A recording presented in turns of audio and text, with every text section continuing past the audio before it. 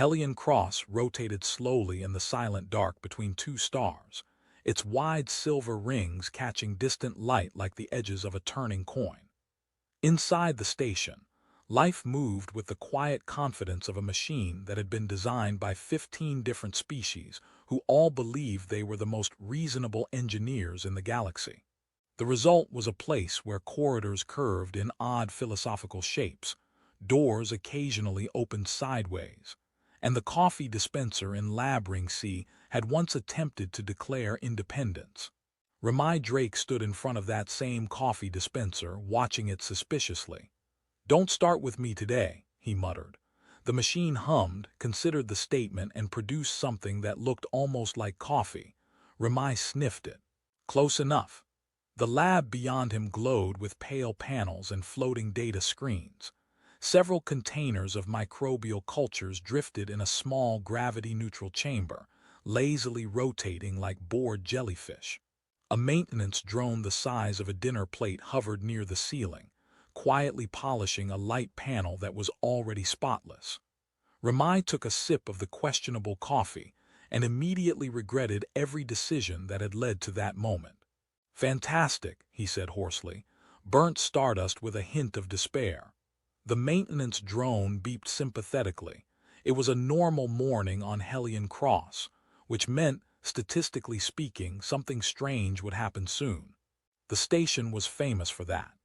Whenever too many intelligent species shared one research facility, the odds of misunderstanding multiplied in creative ways. 3 weeks earlier, a delegation of aquatic diplomats had interpreted a human handshake as a mating invitation. The diplomatic paperwork from that event was still circulating through the administrative servers like a wounded bird. Ramai had learned 2 important lessons from life on Hellion Cross. First, never assume another species' customs made sense. Second, never ask the station kitchen what the green soup was made of. He was scrolling through a set of environmental readings when the lab door opened with a soft mechanical sigh. Sura entered. Even after months of working together, Ramai still found the first moment of seeing her slightly disorienting. Illyrians resembled humans enough to trick the eye for a heartbeat. Same upright posture, same expressive faces, same graceful movements. Then you noticed the ears. Long, elegant, and gently curved, they extended down past her jawline like living ribbons of bronze. They moved subtly as she walked, adjusting to sounds and vibrations in ways human ears never could. Today she wore a mantle Ramai had never seen before. The fabric shimmered faintly as if woven from liquid twilight, thin threads catching the lab lights in soft silver ripples.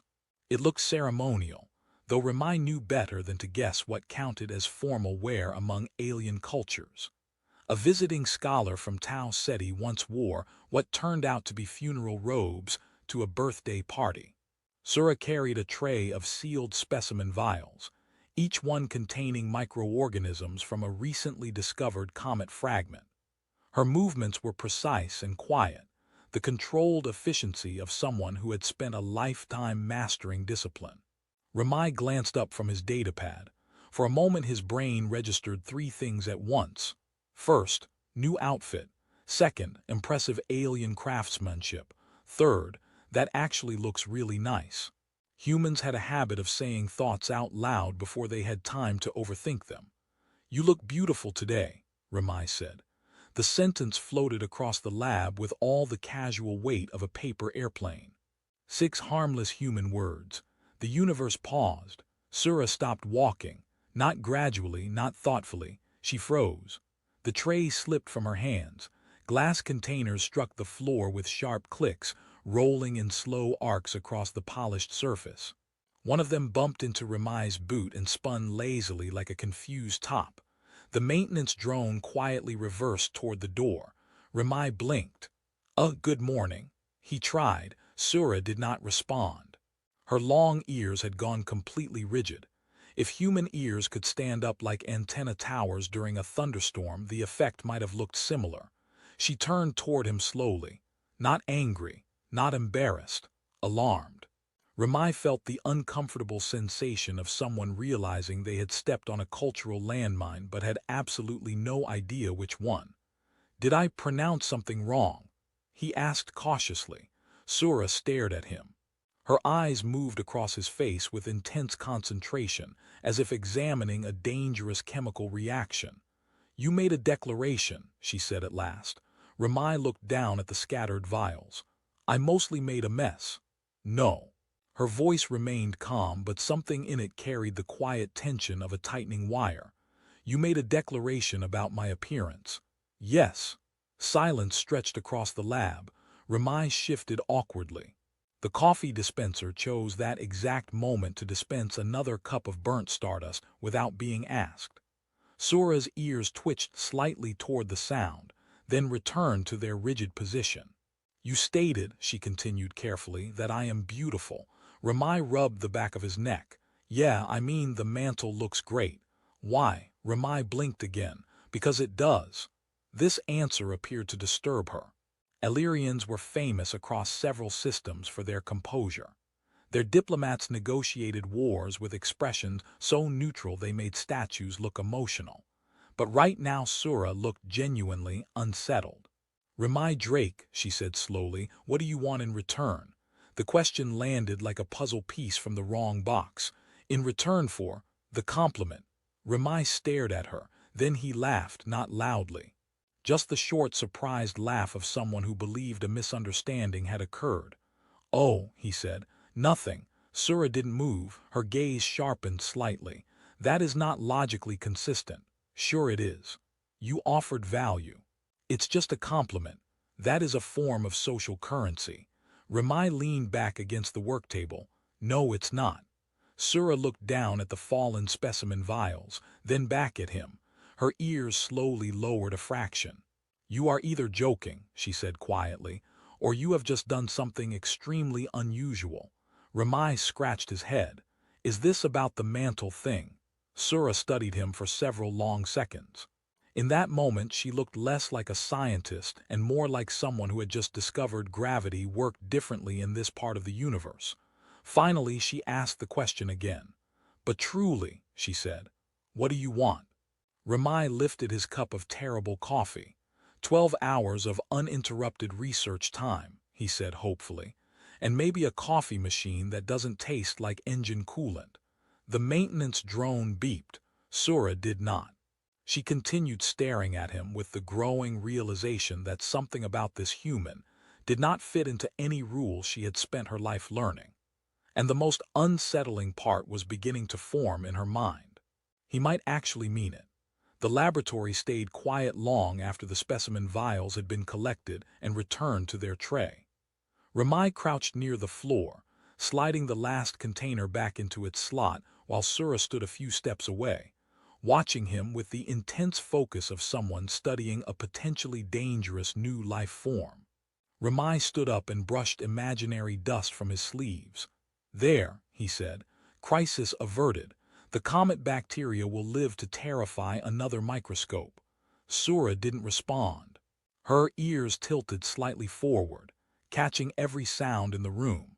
The low hum of the station's rotation engines, the faint whir of the ventilation grid, the quiet mechanical sigh of the coffee dispenser preparing yet another suspicious beverage. You said, Sura began carefully, that you expected nothing.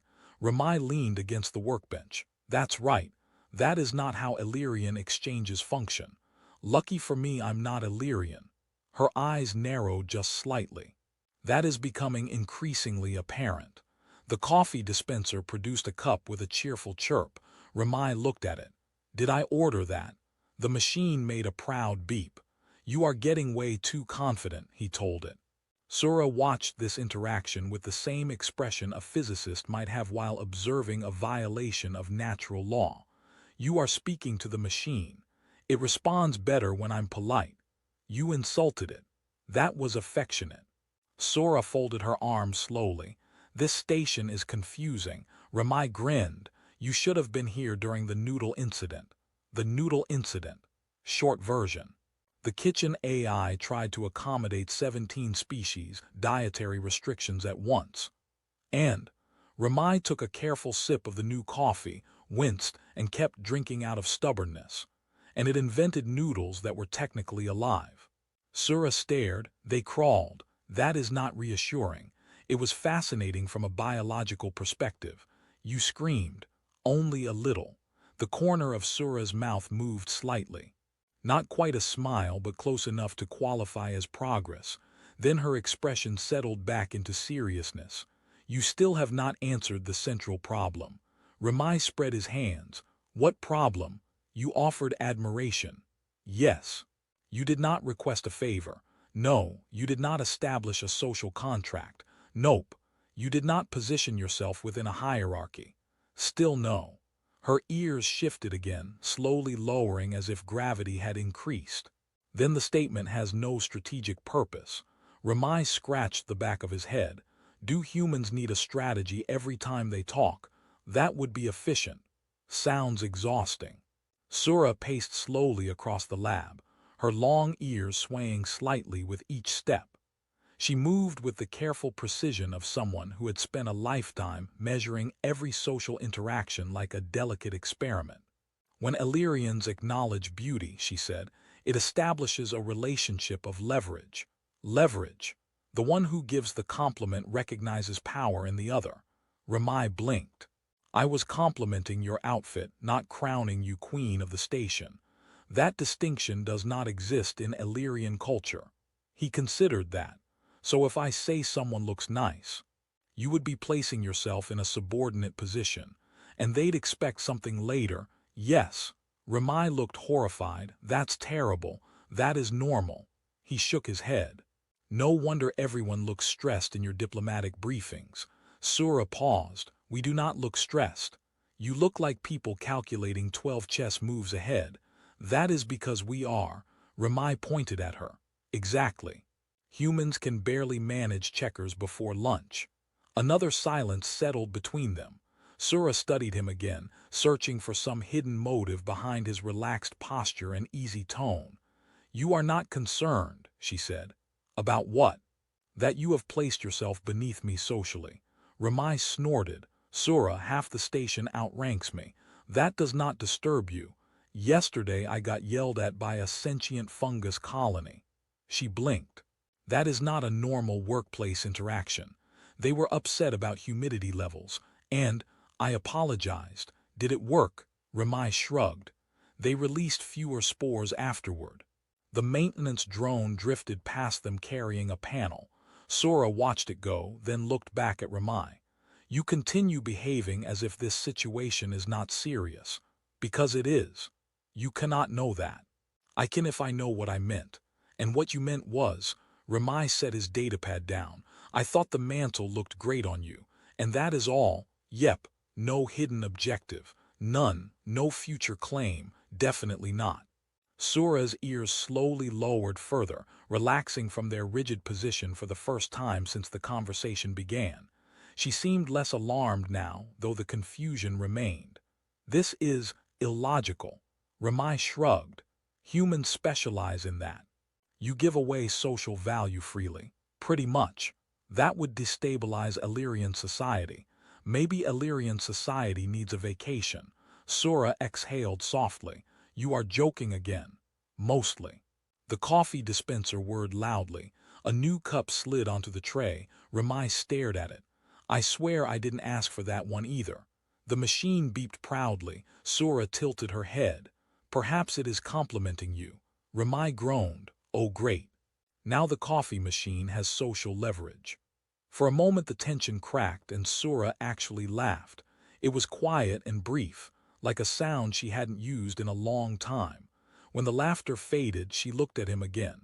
Her expression had changed, still thoughtful, still cautious, but no longer alarmed. If what you say is true, she said slowly, then your statement carries no obligation. That's the idea. Then it is simply kindness. Ramai nodded. Yeah. Sura looked down at the mantle draped across her shoulders. For a moment her fingers brushed the shimmering fabric. Then she looked back at him. You understand, she said, that no one on Elira would believe this explanation. Ramai lifted the latest cup of terrible coffee. Well, he said, Good thing we're not on Elira. Sura studied him one more time, and for the first time since he had spoken those 6 words, her ears finally relaxed completely. 3 days after the incident with the compliment, Sura reached an uncomfortable scientific conclusion. Ramai Drake was either the most socially reckless human she had ever met, or the most honest. Neither option made sense. She stood inside the station's botanical ring watching him work. Hellion Cross had devoted an entire rotating sector to alien plant life. Spiraling vines from the gas moons of halcyon, crystal-leafed shrubs that hummed when exposed to ultraviolet light, and a floating colony of pollen organisms that looked suspiciously like glowing soap bubbles. Ramai was currently talking to a tree, not metaphorically, literally. "You're doing great," he told it. The tree responded by shedding a small spiral leaf onto his shoulder. Sura folded her arms. "You are complimenting vegetation." Ramai glanced over. "Oh hey Sura, you just praised a plant, positive reinforcement. It lacks a nervous system. Details." He gently adjusted a growth sensor around one of the branches. "This species responds to vibration frequencies. Friendly tones might help. You have no evidence for that. I have optimism. That is not data. It's a starting point." Sura stepped closer to the observation rail. Beneath them, the floating pollen colony drifted through the air like slow, golden snowfall. "You continue distributing praise without strategic purpose." Ramai shrugged. "Humans do that. Why? It makes people feel good. You compliment machines. They work hard. You compliment plants. They grow. You compliment strangers. They look surprised. That does not answer the question." Ramai leaned on the rail. "Maybe the question's wrong." She tilted her head. "How so?" "You're asking why kindness exists. That is a reasonable question. Humans usually ask when it's missing." Sura watched him quietly for a moment. Since their conversation in the lab, she had been paying closer attention to his behavior. It had become an involuntary study, like observing a strange new organism that refused to follow expected patterns. In the station cafeteria, he had told a 4-armed engineer that her new toolkit looked awesome. The engineer had stared at him for 10 seconds before replying that she had never been complimented on a wrench before. Yesterday, he had congratulated a janitorial robot for polishing the floor. The robot had played a victory chime. None of these interactions resulted in favors, alliances, or social leverage. They simply ended. This contradicted several fundamental Illyrian assumptions about communication. "You behave as though admiration is not scarce," Sura said. Ramai considered that. "I guess we don't treat it like it is." "On Elira," she replied, "praise is extremely controlled." "How controlled?" "If an Illyrian says another individual is beautiful, that statement becomes part of a social ledger." "Ledger? A record of influence." Ramai winced. "That sounds exhausting." "It is efficient. It sounds like accounting with feelings." "That is an acceptable analogy." A small hovering drone drifted between them carrying a nutrient capsule. It paused briefly as if listening to the conversation. Ramai pointed at it. "Nice flying, buddy." The drone beeped proudly and continued on. Sura closed her eyes briefly. "You have just strengthened my argument." "How?" "You rewarded the machine for routine behavior. Everyone deserves encouragement. It is a tool. Tools get lonely. Tools do not experience loneliness." Ramai scratched his chin. "Okay, but imagine if they did." "I'd already be ahead." Sura exhaled slowly. "You are impossible to analyze." "Story of my life." They stood quietly for a moment watching the floating pollen organisms drift past. Finally Sura spoke again. "When you told me I was beautiful, did you consider the cultural consequences?" "Nope. You did not research Illyrian social structures. I thought you had cool ears and a great outfit." Her ears twitched slightly. "That is not a diplomatic protocol. Good thing I'm a scientist." "That is worse." Ramai laughed. "You should see humans at weddings." "I am not certain I want to. Half the speeches are compliments. People cry a lot." "Why?" "Because they're happy." Sura looked genuinely puzzled. Emotionally overwhelming joy causes tears. Sometimes, that is inefficient. Humans are very inefficient. Another silence followed. Sura's gaze drifted toward the enormous glass wall of the botanical ring. Beyond it, the black curve of space stretched endlessly, scattered with distant stars. "You understand," she said quietly, "that if I repeated your words on Elira, it would cause significant consequences." "Like what?" Someone might assume a political alliance. Ramai chuckled, all from 6 words. "Yes." He shook his head slowly. "Humans would burn out from that much pressure. That is because humans distribute admiration carelessly. Or generously." She considered the distinction. The floating pollen colony shifted direction as the station rotated slightly. Thousands of glowing particles drifted past them like a slow cosmic river. Ramai pointed at them. "See." "Beautiful." Sura glanced at the drifting lights, then back at him. "You have done it again." "Done what?" "You assigned aesthetic value without purpose." Ramai grinned. "Welcome to humanity." She studied his expression carefully.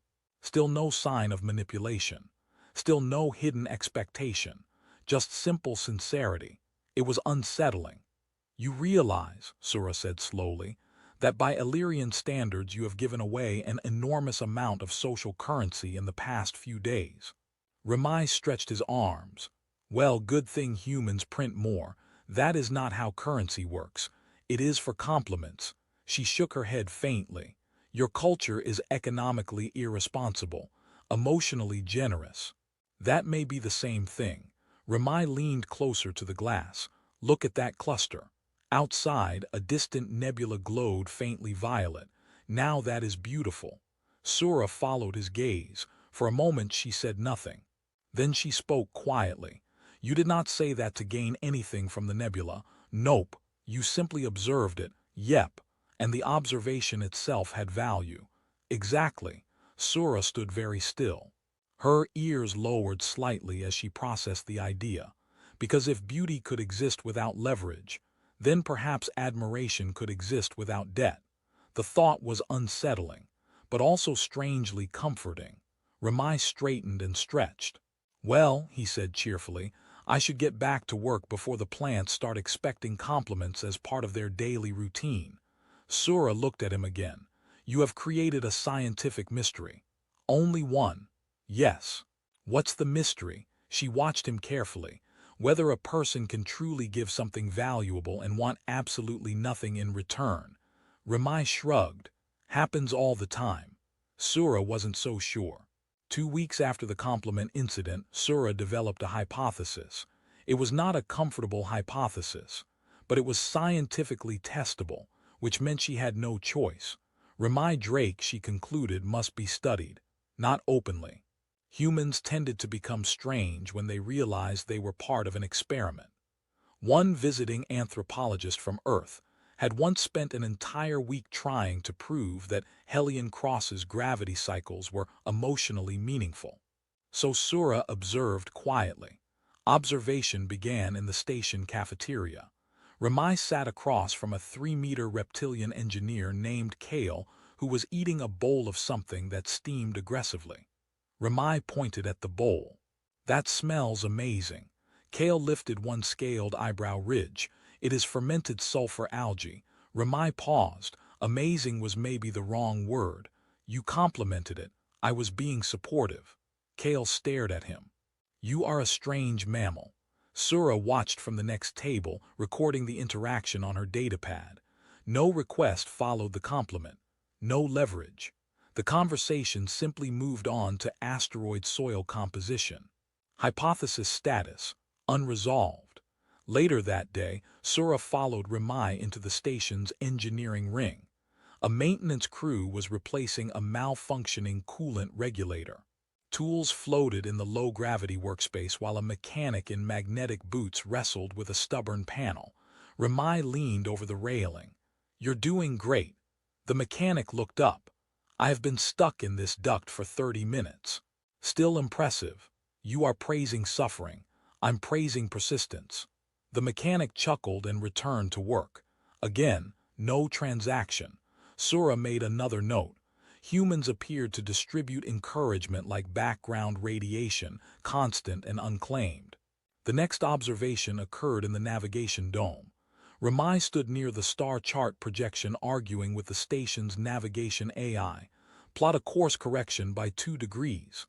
Unnecessary, the AI replied. Just try it. Statistically irrelevant. Humor me. A pause. Then the star map shifted slightly. Ramai grinned. Nice. You complimented a mathematical adjustment, Sura said from behind him. He jumped slightly. Oh hey. You praised the navigation computer. It did good work. It executed an equation. Still counts. She stepped beside him, arms folded. Your behavior remains consistent. Thanks. That was not a compliment. Sounded like one. It was an observation. Still appreciated. Sura resisted the urge to sigh. You continue giving positive reinforcement without strategic motive. I'm starting to think you really want a motive. I want an explanation. Humans are friendly. That is insufficient. You should meet us at a sports game. I do not know what that is. Imagine hundreds of humans screaming encouragement at strangers. That sounds unstable. It's tradition. Sura looked at the glowing star map above them. On Elira, admiration is rarely spontaneous. Sounds stressful. It is structured. So is plumbing. That comparison is insulting. Only if your culture leaks. She turned slowly to look at him. You are intentionally provoking humor, reducing tension. There is no tension. You said that while staring like you might dissect me. That is not my intention. Comforting, another pause settled between them. Finally Sura spoke again. I have been observing your interactions. Ramai blinked. That sounds mildly concerning. For research purposes. Ah, I'm a lab rat. You volunteered. I did not. You exist near me frequently. That's not volunteering. She ignored the comment. You complimented a janitorial robot yesterday. It cleaned the hallway. It always cleans the hallway. It did a good job. It is programmed to do that job. And I'm programmed to appreciate it. You are not programmed. Debatable before coffee. Sura studied his expression again. Still no signs of manipulation. Still no expectation. Just relaxed sincerity. It made her uneasy in ways she couldn't easily define. You understand, she said slowly, that in Illyrian society your behavior would place you at a severe social disadvantage. How severe? You would owe favors to hundreds of people. Sounds like politics. It is. Ramai leaned against the railing. Maybe humans just like spreading good mood. That is not an efficient use of influence. Maybe not everything is about influence. That contradicts most social theory. Humans contradict a lot of theory. The navigation AI interrupted them. Course adjustment complete. Ramai looked up. Nice work. The AI paused. Compliment acknowledged. Sura stared at the console. You have trained the station's systems to expect praise. Positive workplace environment. For machines, they deserve respect. They are algorithms. So are tax forms. That is not the same. Ramai grinned. You're smiling. I am not. You totally are. I am evaluating your behavior. With a smile. She turned away quickly. That is irrelevant. Ramai chuckled quietly. Careful, compliments are contagious. That is not how communication works. Give it time. Sura did not reply. Instead she looked out through the observation window where distant stars burned quietly in the dark. Her hypothesis remained unresolved. But one possibility was becoming harder to dismiss. Ramai Drake might actually mean every compliment he gave. And if that was true, then the rules Sura had lived by her entire life might not apply to him at all. Sura decided the experiment required direct participation. Observation alone had produced too many contradictions. If Ramai Drake truly gave compliments without expectation, the behavior should function in reverse, which meant she would have to attempt one herself. The idea made her uncomfortable. Illyrians did not distribute admiration lightly. Words about appearance, skill, or beauty carried the weight of contracts. Children learned this before they learned advanced mathematics, and Illyrian children learned mathematics very early. Still, science demanded courage. The opportunity appeared in the research lab the next morning. Ramai stood at the central console trying to convince a molecular scanner to cooperate. "I know you can do it," he told the machine. The scanner emitted a tired electronic buzz. "You processed 12 asteroid samples yesterday," he continued. "You're basically a hero." Sura stepped inside the lab quietly. "You are negotiating with equipment again." Ramai looked over. "Oh hey, good morning." The scanner cannot hear encouragement. It can hear tone. It is a diagnostic unit. Everyone likes appreciation. "You are projecting emotional needs onto machinery." "Maybe." The scanner beeped suddenly and resumed working. Ramai pointed at it triumphantly. "See, that is coincidence. I prefer to call it morale." Sura walked closer to the console. Her experiment had arrived. "Ramai." "Yeah." She paused. Illyrian etiquette manuals would have required 3 separate diplomatic disclaimers before making a statement like this. She ignored them. "Your research notes are well-structured." The words felt strange leaving her mouth. Ramai looked at her. Then he smiled. "Thanks." He turned back to the scanner. That was it. No pause, no confusion, no request, just simple gratitude. Sura waited. Nothing else happened. The conversation continued normally. "You ever notice the scanner makes that noise when it's thinking?" Ramai said. "Machines do not think." "Sure they do, they just think in math." "You think in math only when taxes are involved." Sura blinked. The experiment had concluded. The result was unexpected. Her compliment had produced appreciation without creating obligation. No debt, no negotiation, no leverage. It simply existed and then ended. She felt something unfamiliar settle in her chest. Relief. Later that afternoon, they moved to the station's external observation corridor to monitor a comet fragment drifting near Hellion Cross. The massive viewing panel displayed the ice rock slowly tumbling through space. Ramai leaned against the railing. "Look at that rotation pattern." "It is irregular," Sura said. "It's cool. That is not a scientific classification. It should be." He studied the comet thoughtfully. "You know what's funny?" "What?" "Humans say things are beautiful all the time." "I am aware. Sunsets, oceans, nebulas. Your species assigns aesthetic value to astronomical phenomena." "Yeah, but those objects cannot benefit from admiration." "Doesn't stop us." She considered that. On Elira, recognition existed primarily between individuals. Beauty had strategic importance because it influenced power dynamics. But when Ramai admired a nebula, there was no social structure involved, just appreciation. He suddenly pointed out the window. "Whoa!" The comet rotated, revealing a massive glowing fracture along its surface where frozen gases escaped in slow, sparkling streams. "That's beautiful," Ramai said quietly. Sura followed his gaze. For a moment she said nothing. The fracture shimmered softly against the dark. "You said that without expecting a response," she observed. "Yep. The comet cannot hear you." "Still beautiful. You gain nothing from the statement." "True." She looked back at him. "Then the value exists only in the expression." Ramai smiled. "Exactly." Another quiet moment passed. Sura found herself thinking about Elira. About ceremonial halls where compliments were spoken carefully like legal documents. About gatherings where admiration was measured, calculated, traded. And then she thought about Ramai telling a janitorial robot it had done good work. The difference felt enormous. "You realize," she said slowly, "that if Illyrians behaved this way, our entire social structure would change." Ramai chuckled. "Humans are great at accidentally changing systems. You do it frequently." "History suggests yes." The comet rotated again. Gas crystals scattered light across the viewing panel like a brief silver storm. Ramai watched it with quiet delight. "Still beautiful," he said. Sura surprised herself. "Yes," she replied. He glanced at her. That was almost a compliment. It was an agreement. "I'll take it." Sura folded her arms loosely. Her earlier experiment repeated itself in her mind. The compliment she had given him had simply ended. No debt, no expectation, just a moment of shared goodwill. The simplicity of it felt unsettling, but also strangely comforting.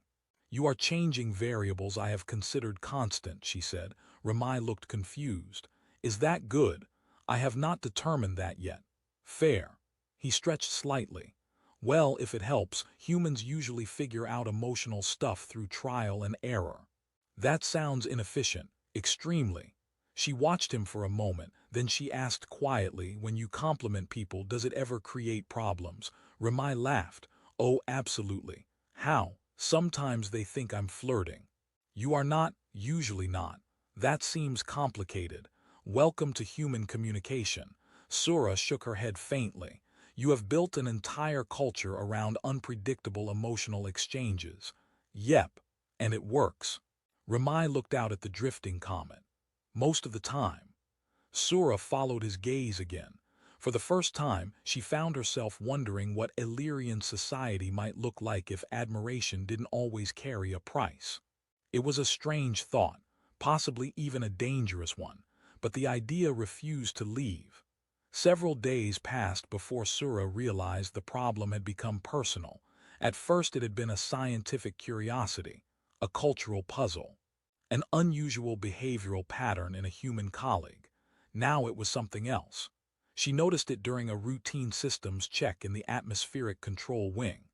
The corridor lights flickered faintly, while maintenance drones replaced a carbon filter the size of a small vehicle.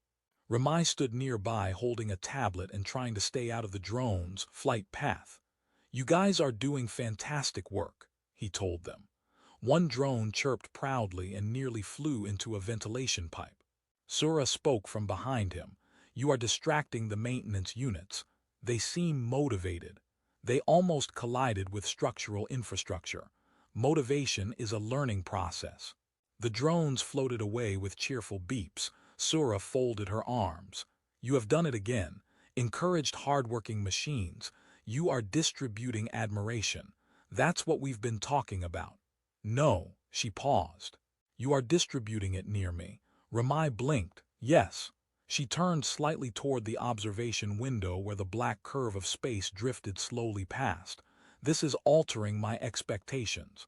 "That sounds serious." "It is." Ramai leaned on the wall. "Should I stop complimenting robots?" "That is not the issue." "Plants, no. Coffee machines. That machine deserves criticism." Ramai nodded solemnly. "Finally, something we agree on." Sura hesitated. Then she said quietly, "When you compliment me, you expect nothing." "That's correct." "When you compliment strangers, you expect nothing." "Right." "When you compliment tools, nebulae, and malfunctioning scanners, you expect nothing." Technically, the scanner improved performance. That was coincidence, encouraging coincidence. She exhaled slowly. "This pattern creates a new variable, which is, you are trustworthy." Ramai looked surprised. "That sounds good." "It is destabilizing." "How?" "On Elira, trust develops slowly through negotiated exchanges. Humans sometimes skip that part. That is reckless. Also efficient." She studied him. "You bypass the entire structure." "Sometimes structures are overrated." "That is easy to say when you did not grow up inside them." Ramai considered that. "Fair point." For a moment neither of them spoke. A distant alarm chimed softly somewhere in the station, followed by the calm voice of Helion Cross's central AI announcing a minor docking delay. Ramai tapped his tablet idly. "Out of curiosity," he said, "what happens on Elira if someone gives a compliment without expecting anything?" Sura was quiet for several seconds. "That situation does not exist. Hypothetically." She thought carefully. "The listener would assume deception. Ouch. Or manipulation. Double ouch. Or that the speaker was mentally unstable." Ramai nodded slowly. "Okay, that one's fair sometimes." Her ears shifted slightly as she watched his reaction. "You are not offended. Why would I be? I just explained that my culture would consider you unstable." Ramai shrugged. "Humans have been called worse. That is concerning. Honestly, I've been called worse this week." "By whom?" "The coffee dispenser." Sura almost smiled. Then the quiet returned again. She realized something unsettling. The station felt calmer when Remai was nearby. That was a dangerous observation, because calmness implied safety. And safety implied trust. Illyrians did not assign trust easily. She spoke again, slower this time. There is another problem. Of course there is. Your behavior is changing mine. Ramai tilted his head. How? I attempted another compliment today. Oh, to the engineering technician repairing the coolant array. How'd it go? He stared at me for 12 seconds. Humans do that when surprised. Then he said thank you. Sound successful. I experienced satisfaction. Ramai grinned. Welcome to the club. That reaction is not efficient.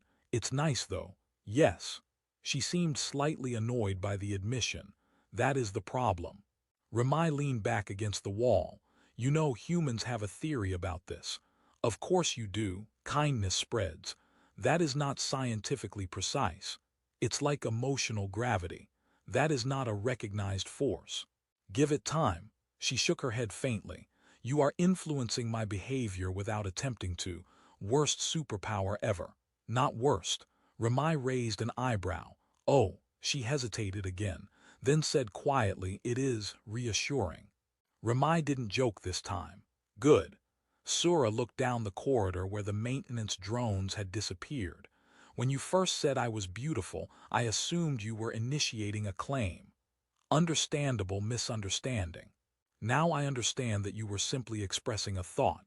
Yep, no strategy, nope, no expectation, just honesty. She considered that for a long moment. On Elira, beauty had always meant attention. Attention meant negotiation. Negotiation meant obligation. But here, on this strange human-built research station drifting between stars, beauty could simply be noticed. The idea felt almost unreal. Ramai checked his tablet again. Atmospheric filter replacement complete, he said. Crisis solved. That was not a crisis.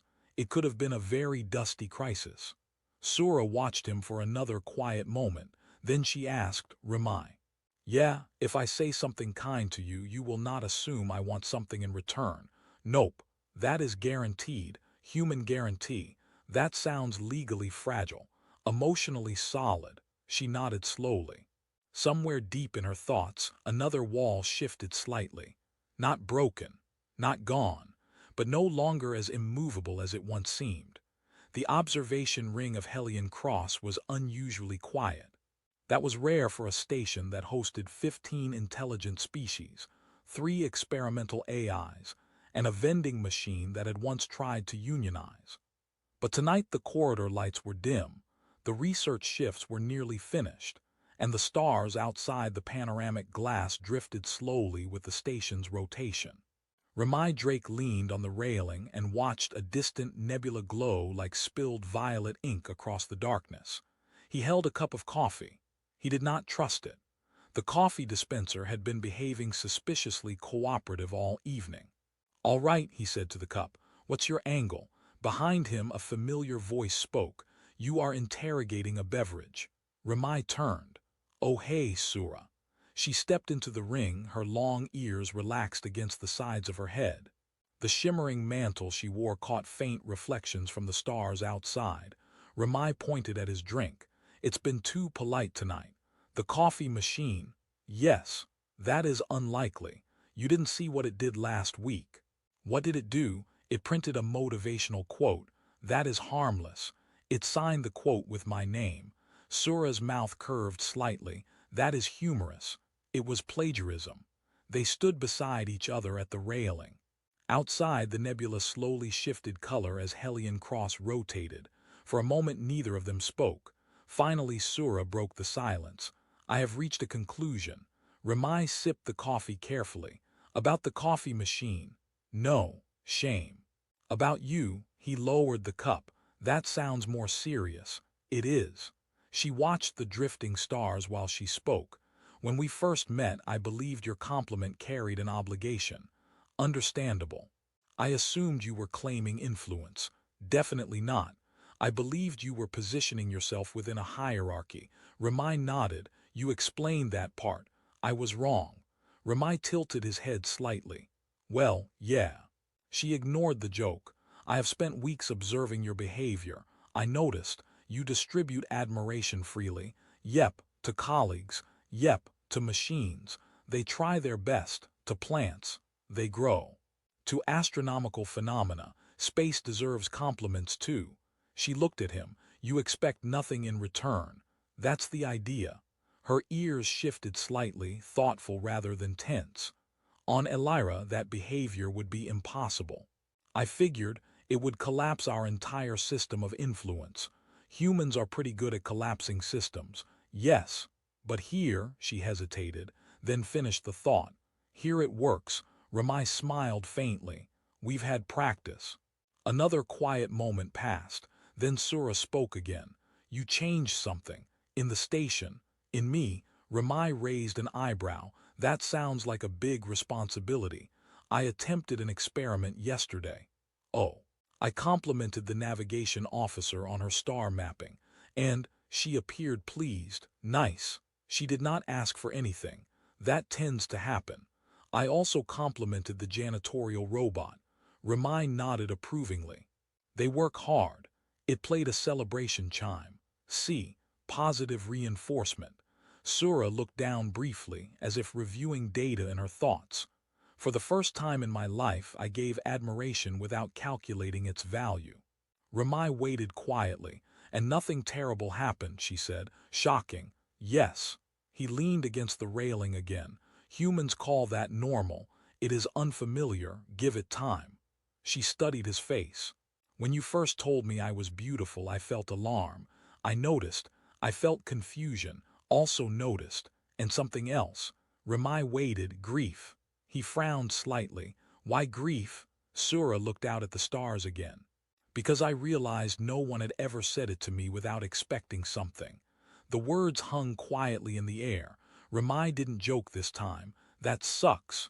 It was normal where I come from. Well, it shouldn't be. She looked back at him. That is exactly what you said. I did, repeatedly. Sounds like me. They both watched the nebula shift again beyond the glass. After a while, Ramai spoke. Well, for the record, he gestured toward her mantle.